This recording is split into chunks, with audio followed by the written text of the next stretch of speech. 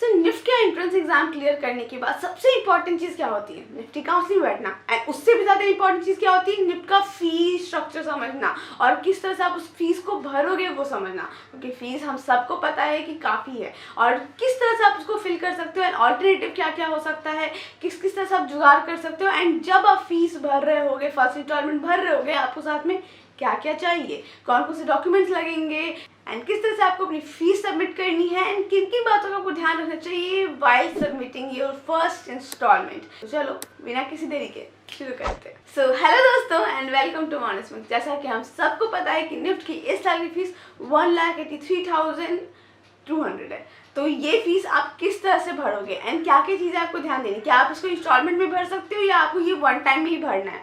तो गाइज आपको ये फीस वन टाइम में ही सबमिट करना है जब आप काउंसलिंग में जाओगे, जब आप बैठोगे। तो काउंसलिंग के टाइम पे जब आप अपना सीट बुक कर रहे होगे उस टाइम पे आप ये सबमिट कर दोगे, ठीक है। एंड साथ में आपको जो भी डॉक्यूमेंट्स है ना वो आपको लेके जाने हैं। जितने भी डॉक्यूमेंट्स वहाँ पर मेंशन, चाहे वो मेडिकल हो, चाहे वो आपका कास्ट सर्टिफिकेट हो, इनकम सर्टिफिकेट हो, आपकी एड्रेस सर्टिफिकेट हो, जितने भी प्रूफ है सारे आपको वहाँ पर सबमिट करने हैं, ठीक है। एंड इसके साथ साथ एक क्वेश्चन आता है बच्चों का कि क्या इस फीस में हमारी हॉस्टल फीस इंक्लूडेड है या नहीं? तो नहीं गाइस, इसमें आपकी हॉस्टल फीस इंक्लूडेड नहीं है। क्या क्या इंक्लूडेड है वो यहाँ पर लिस्ट दी हुई है। आप इस लिस्ट में आप देख सकते हो कि क्या क्या चीज़ें इंक्लूडेड है, क्या क्या चीज़ें आप उसमें दे रहे हो, किन किन फीस को आप उसमें दे रहे हो, ठीक है। आपकी हॉस्टल फीस इसमें इंक्लूडेड नहीं है, वो आपको अलग से फिल करनी पड़ती है, ठीक है। क्योंकि हर कैंपस का हॉस्टल फीस अलग होता है, हर कैंपस का स्ट्रक्चर अलग अलग है। हर हॉस्टल में आपको मील भी इंक्लूडेड नहीं होती है। जैसे निफ्ट दिल्ली में आपको फूडिंग इंक्लूडेड नहीं होती है, वो आपको जाके बाय करना पड़ता है हर टाइम। एंड कितनी सारे कैंपसेस में आपकी फूडिंग इंक्लूडेड होती है, ठीक है। तो आप उस अकॉर्डिंग ही फील करते हो अपनी फीस हॉस्टल की। कितनी जगहों पे मेस होता है, कितनी जगहों पे मेस नहीं होता है, तो वो आप उस हिसाब से देख सकते हो। हाँ, ये है कि खाना हर जगह का ठीक ठाक ही है, लेकिन आपकी फीस उस अकॉर्डिंग डिफर करती है कैंपस के अकॉर्डिंग, ठीक है। एंड यहाँ पर एक और क्वेश्चन आता है कि कितनी फीस होती है। तो आपकी हॉस्टल की फीस लगभग 1 लाख से 1.5 लाख डिपेंड करता है, वो होती है। डिपेंड्स फिर अगेन कैंपस कैसा है, उस कैंपस का चार्जेस कैसा है एंड लोकेलिटी पे भी बहुत ज़्यादा डिपेंड करता है। तो मैं तो ये कहती हूँ जाओ देखो अपना कैंपस, थोड़ा सा एक बार घूम लो, समझ लो, उसके बाद ही अप्लाई करना। एंड कितने सारे बच्चे फर्स्ट डे में जाते साथ अप्लाई कर देते हैं हॉस्टल के लिए, तो वहाँ पर आपको जाना चाहिए, थोड़ा सा देखना चाहिए, क्योंकि कितनी जगह पे ना हॉस्टल आपको देखो 1 से 2 साल के लिए अवेलेबल रहने वाला है, उसके बाद आपको वहाँ से निकाल ही दिया जाएगा इवेंचुअली। तो आपको अपना खुद का पीजी और फ्लैट लेना पड़ेगा। तो अगर आप चाहते हो तो आप देख सकते हो, वो भी बहुत अच्छा ऑप्शन हो सकता है। And when we talk about fooding and residence, तो PGs and hostel both of them provide the same, but आपको यहाँ पे थोड़ा सा डिफरेंस होता है। हॉस्टल में आपको एक टाइम में पूरी फीस सबमिट करनी पड़ती है, बट पीजीज में ऐसा नहीं होता है। हॉस्टल में थोड़े रिस्ट्रिक्शंस भी होते हैं guys, that you have to be there at 9 PM anyway, उसके बाद आपकी एंट्री बंद हो जाती है। बट इस मामले में थोड़ा पीजी आपकी फ्लेक्सिबल होती है, ठीक है। तो यू कैन अप्लाई अकॉर्डिंगली, आपको थोड़ा सा देख लेना चाहिए कहाँ आपके सूटेबल रहेगा। एंड काफ़ी सारे बच्चों का एक क्वेश्चन होता है, जब हम डिपार्टमेंट लेने जा रहे होते, चूज़ करने जा रहे होते काउंसलिंग में, तो क्या हमारा डिपार्टमेंट हमें सिर्फ कॉमन मेरिट रैंक के अकॉर्डिंग मिलेगा या सिर्फ कैटेगरी के अकॉर्डिंग मिलेगा? तो ऐसा नहीं है। अगर आपका कॉमन मेरिट रैंक आया है इन जनरल 500 या 5000 जो भी आया है, ठीक है, तो वो कॉमन में है, वो आपका अलग है, उसको हटा दो, ठीक है, वही रहेगा, उसमें चेंजेस नहीं होने वाले। लेकिन अगर आप किसी कैटेगरी फॉल करते हो, चाहे वो ओबीसी हो, SC ST हो, हर डिपार्टमेंट में एक नंबर ऑफ स्टूडेंट बुक्ड है, मतलब 3 नंबर 4 नंबर 4 बच्चे होंगे, 3 बच्चे होंगे जो इस कैटेगरी से होंगे, ठीक है।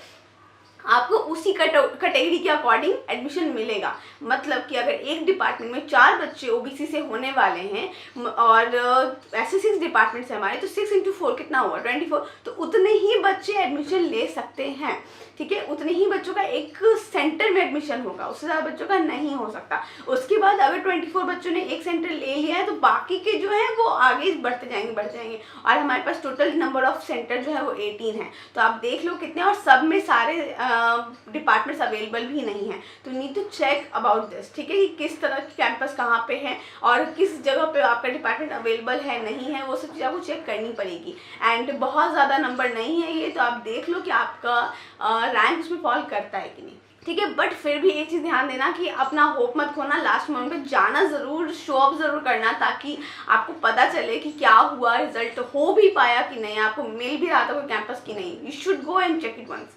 एंड इसके बाद एक question, 1,83,200 rupee is not a पेनी।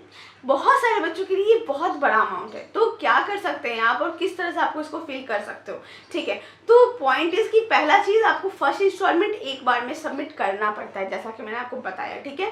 आपको एक बार में पूरी की पूरी फीस सबमिट करनी पड़ती है, चाहे आप हो सके तो डीडी दे दो, आप निफ्टी भी कर सकते हो, डीडी मोस्टली काम करता है, आप चेक बनाकर दे सकते हो, which will be submitted in the name of NIFT HO, मतलब निफ्ट की हेड ऑफिस में वो जाएगा, ठीक है। आपको निफ्ट के कैंपस के नाम पे नहीं जाना है, जहाँ पे आप एडमिशन ले रहे हो वहाँ के नाम पे नहीं जाएगा, वो निफ्ट HO के नाम से जाएगा, ठीक है। आपकी डीडी निफ्ट HO के नाम से बनेगी। उसके बाद आते हैं कि हम लोग अगर निफ्ट का एडमिशन फीस नहीं दे पाते तो क्या क्या हमें एडमिशन नहीं मिलेगा? क्या हमारे पास टाइम मिलता है? तो नहीं, आपको कोई टाइम नहीं मिलता है, आपको काउंसलिंग में देना ही पड़ता है वो फीस। नहीं दोगे तो आपकी सीट हाथ से निकल जाएगी, ठीक है।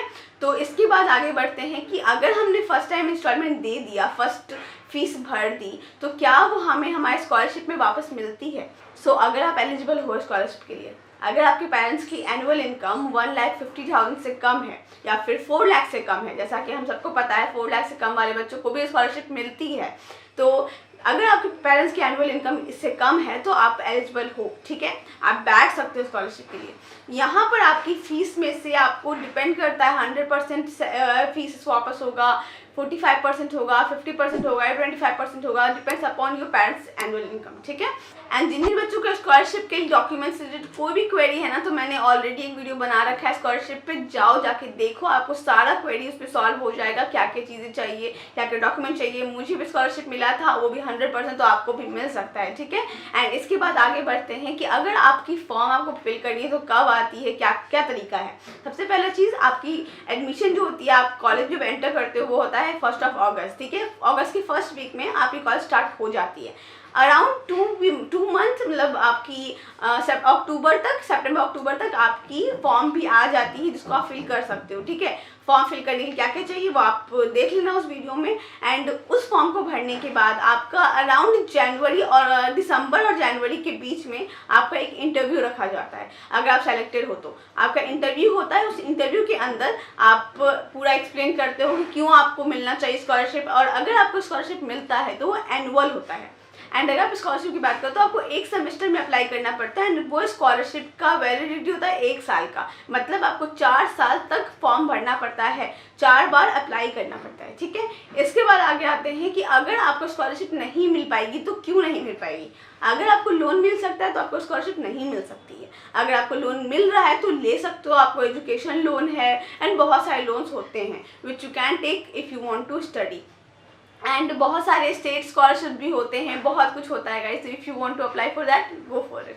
एंड उसमें आपको काफ़ी सारा अच्छा अमाउंट आपको मिल जाता है, तो एक तरह का एक प्रॉब्लम आपका सॉल्व हो जाता है। एंड काफ़ी सारे बच्चे होते हैं जिनको ये बहुत बड़ा प्रॉब्लम लग रहा होता है कि फ़र्स्ट फीस कैसे आपको अरेंज करनी है। तो गाइस फ़र्स्ट फीस आपको अरेंज करनी ही पड़ेगी, there is no other option. बाकी उसके बाद आप जो कैंपस में जाओगे, आपको मैंने बता दिया कुछ क्राइटेरिया जो आपके लिए बहुत इंपॉर्टेंट है, इन क्राइटेरियाज को आपको ध्यान में रखना है। बाकी आपको स्कॉलरशिप भी मिल सकती है, एंड जो नीडी बच्चे होते हैं उनको स्कॉलरशिप ज़रूर मिलती है। एंड अगर आप उनमें से नहीं हो जिनको स्कॉलरशिप की रियल में ज़रूरत है तो मत बैठना वहाँ पर, ठीक है, क्योंकि बहुत सारे ऐसे बच्चे होते हैं जिनको स्कॉलरशिप की जरूरत नहीं होती फिर भी वो बैठ जाते हैं, तो उसके कारण क्या होता है, जिनको नीड होती है तो शायद वो नहीं जा पाते हैं, ठीक है। सो नाउ आपको इन सारे पॉइंट्स पे ध्यान देना है। और हम बात करें ना फीस की, तो बहुत ही ज़्यादा डिफरेंस है आपकी नॉर्मल फीस में, मतलब जो नॉन NRI हैं और जो NRI हैं, लगभग 5 टाइम्स का डिफरेंस है, तो बहुत ज़्यादा डिफरेंस है। आपको वो सब चीज़ें देखनी चाहिए, क्या आप उतना पैसा जब खर्च कर रहे हो बीइंग एन NRI तो क्या ये वर्दी है या नहीं। आप बहुत सारे बच्चों का मेरे पास ऐसा क्वेश्चन आता है कि मैम क्यों निफ्ट में जाना चाहिए, क्या जो प्राइवेट कैंपसेस हैं जो 9 लाख 10 लाख चार्ज करें तो क्या वो वर्दी है। तो गाइस मैं एक चीज़ कहूँगी, आप कितना अर्न करते हो निफ्ट से निकलने के बाद वो मैटर करता है, ठीक है। जब आप इतना खर्चा कर रहे हो तो क्या वो आप गेन कर पाओगे या नहीं, that is very very important. So एक सवाल है मेरा कि अगर अब तक आपको ये पूरा पॉइंट समझ में आया है, अगर आपको ये वीडियो समझ में आया तो मुझे कमेंट करके ज़रूर बताना। एंड अगर आप जा रहे हो निफ्ट में तो आपको इन सारी चीज़ों का ध्यान देना चाहिए, ठीक है। और कमेंट भी डाउन बिलो कि आपको ये वीडियो कैसा लगा। उन बच्चों के साथ शेयर करो जो इस साल एग्ज़ाम दे चुके हैं या जो अगले साल देने वाले हैं, उनको बहुत हेल्प होगा।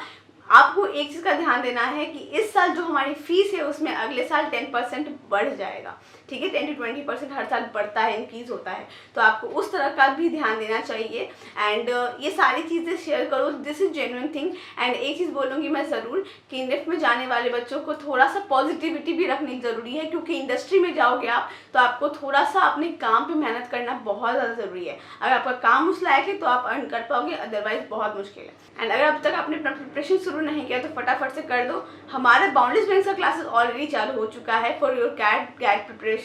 एंड अगर आप ज्वाइन करना चाहते हो तो आप इस कॉन्टैक्ट डिटेल पे कॉन्टैक्ट कर सकते हो, डिस्क्रिप्शन बॉक्स में डिटेल दिया हुआ है, फटाफट से जाओ। एंड आई होप इस वीडियो से आपको कुछ हेल्प हुआ होगा, आपकी कुछ क्वेरी सॉल्व हुई होंगी। अभी भी आपको कुछ क्वेरी है तो आप मुझे कॉन्टैक्ट कर सकते हो, डिस्क्रिप्शन बॉक्स में कॉन्टैक्ट डिटेल दिया हुआ है, जाओ फटाफट से कॉन्टैक्ट करो मुझे। अब तक इस चैनल सब्सक्राइब नहीं किया है तो कर क्या रहे हो, फटाफट सब्सक्राइब करो। एंड उन बच्चों के साथ इस वीडियो को ज़रूर शेयर करना जिनको हेल्प चाहिए, जिनको नीड है, जिनको प्रॉब्लम चल रही है कि क्या करना है नहीं करना है, ठीक है। एंड जितने भी डॉक्यूमेंट्स हैं सब जाओ फटाफट से कलेक्ट करो। एंड इन सारी छोटी छोटी चीज़ों पे ध्यान दोगे, आपको बहुत हेल्प होगा। एंड मिलते हैं जल्दी, सी यू सून।